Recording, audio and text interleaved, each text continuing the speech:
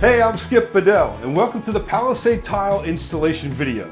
Now these tiles are the perfect product to install in any laundry room, mud room, or as a backsplash behind the sink because they're waterproof and they have a super easy DIY installation process with their interlocking tongue and groove system that requires no mortar and no messy grout. And the best part about the Palisade tiles is that you can easily install it over your existing drywall, cement board, or even your existing tiles. Today I'm going to be installing these tiles as a full feature wall from floor to ceiling in this laundry room, and I'm also going to be using them as a waterproof backsplash behind the slop sink.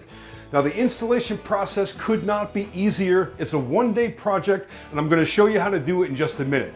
But before we get started, let's talk about some of the tools that you'll need to get the job done right. During the installation, you'll need to cut the Palisade tiles. You can do this using any type of power saw, like a jigsaw, a circular saw, a table saw, or a miter saw.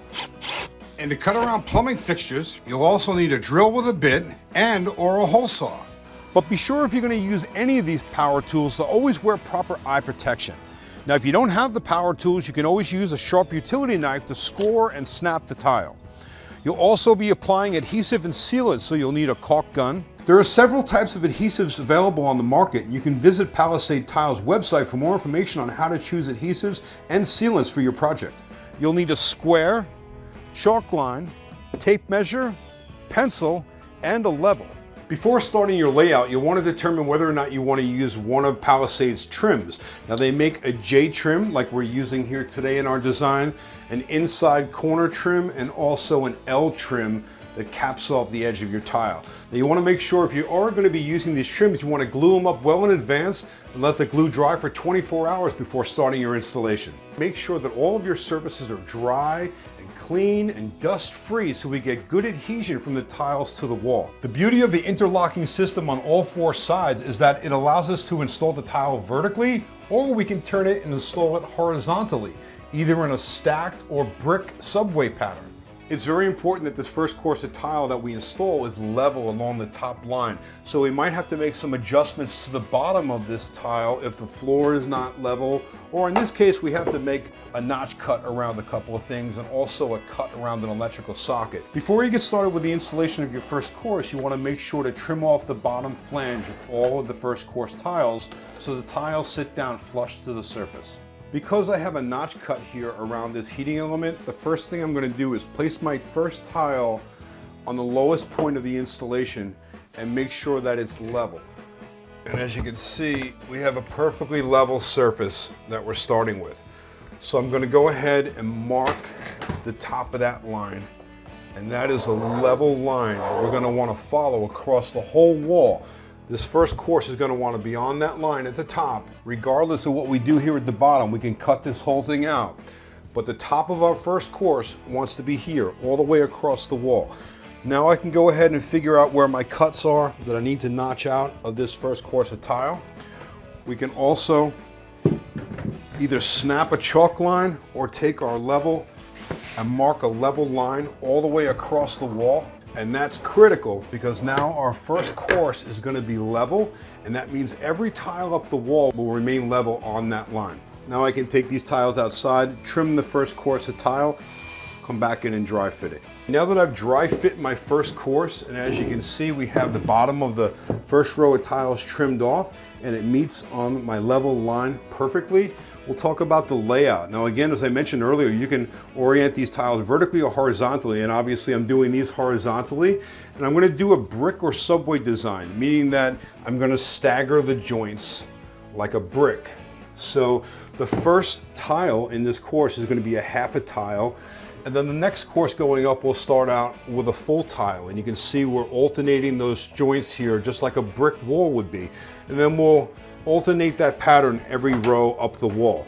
So now that I've dry fit this first course, we're getting ready to install it. But before I do that, because we have one more thing to do on this particular installation, there's an electrical outlet here that we have to cut out this hole before we can glue these tiles to the wall. So let me show you how to go ahead and make those measurements. So this is the tile we're going to be making that hole right in the middle of the tile. So I want to take the tile, take my tape, being sure that our tiles are pushed all the way back into the left channel, because we're always going to be working from left to right, and that's important to remember. I'm going to go ahead and measure from the inside joint of this tile to the edge of the electrical outlet, and also to the outside edge of the outlet. Next, transfer those inside and outside measurements to the tile using the tape measure. Then we use the square to mark the lines on the tile. Next, we get the measurements to the bottom and the top of the outlet, and like before, transfer those to the tile as well and mark the lines with the square. All right, now that I've got my hole marked out for the electrical outlet, we can take it outside, we can cut this out with a jigsaw. I'll bring it back in, dry fit this one more time, and then we can glue it permanently to the wall. Now that I've got the hole cut out for our electrical outlet, we can go ahead and dry fit this. And one more time, make sure that everything fits before we permanently glue it to the wall. So our outlet's in good position. We're back on our level line perfectly. Everything's sitting right. We can go ahead and dry fit our last piece.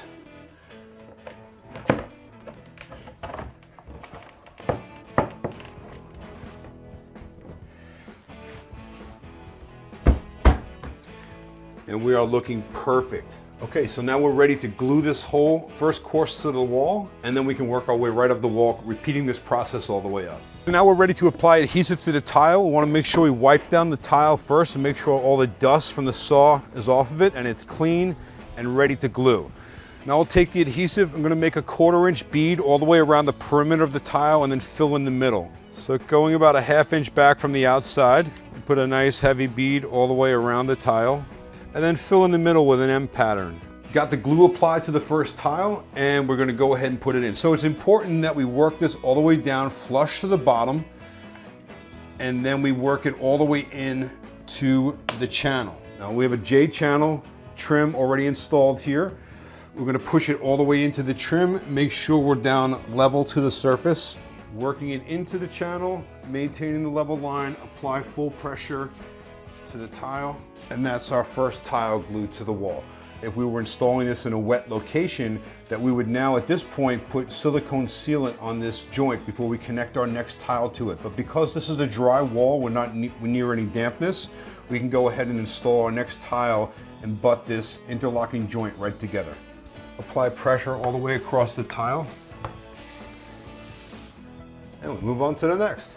Now we come to the last tile in the row, and this is a little bit different than the others because we're going to be applying the glue to the substrate or the wall rather than the tile. So as you can see, I have some gloves on. It helps if you have a pair of rubber gloves on to pull this tile back into the track. So the same process as we did with the tile, we're going to do a nice bead all the way around the perimeter.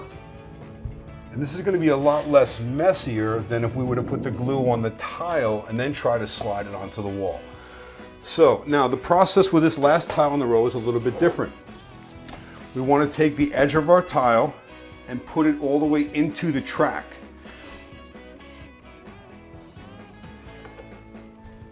We're going to slide our tile all the way down as far as it'll go and then push the tile to the wall. And as you can see, we have a little bit of a space here, right? And the idea for that is now that we can pull the tile back in and connect this gap and still have remaining end inside the track.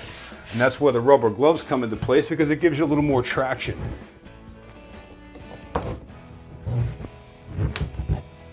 Okay, so maintaining our level line, we're inside the track, our joint is connected. We're going to apply full pressure to the tile, make sure it's adhered nice to the wall. And now that completes our first course. And as you can see, we're perfectly level on this first course. And that's the most important thing with your installation. So we can go ahead and cut the rest of our tiles and continue this process all the way up the wall. Now again, we're doing a subway or brick pattern with this design, which means we started the first course with a 1/2 a tile. So our next course is going to start with a full tile. So we're going to put this into the channel, all the way into the channel. We're going to sit it down on top of our first course, making sure all of our joints line up. it's nice and tight, and apply pressure all the way across the tile. Now that I've got the first tile adhered, we're gonna move on to the next one and work all the way across the second course. I'm just about finished installing this feature wall, and as you can see, it looks amazing. So when we come to the top row, you'll have to trim the top course of tiles, and I'm measuring here about 12 inches. So I'm gonna take all the top row tiles, trim them down to 12 inches, come back in and install them. And also I have a small piece I have to cut around this crown molding, which I can easily do with my jigsaw. The feature wall is complete and it looks great. Now it's time to switch over to the backsplash behind the sink. Now I'm going to install backsplash tile over the utility sink. And again, one of the beautiful parts about the Palisade tile is that you can actually install it right over your existing tile. They have an L trim that's designed to cap off the Palisade tile and cover your existing tile when you're finished with the installation, making for a very nice clean look. So the other thing that we'll want to decide on now before we get started with this installation is the inside corner. Whenever you have two walls that are going to meet together using the Palisade tile, you have an optional inside corner trim that is also finished to match the color of the tiles. Now, if you are going to use the inside corner trim, you'd want to glue this up and let the glue dry for 24 hours before you start your installation. We won't be using the inside corner trim today. We're just going to butt our tiles together tightly like these tiles are here, and then we'll go ahead and seal this back corner with some clear silicone when we're finished. All right, let's get started. After the first tile is glued in place, apply the recommended silicone sealer to all the tongue and groove joints. Don't skip this part as it's very important in a damp or wet environment like a laundry room around the sink backsplash. Complete the gluing and sealing process of the rest of the panels. Now continue this process all the way up the wall. Assuming your corners are tight, we recommend using a clear silicone sealant and a caulk gun. You can run a bead of silicone in a corner quite easily. You can also tape the edges on either side of the tiles with painter's tape. That way you get a clean, smooth edge on either side of the silicone. Once the silicone is applied, you can use a damp rag or a finger to press it into the corner. Be sure to wipe off any excess right away.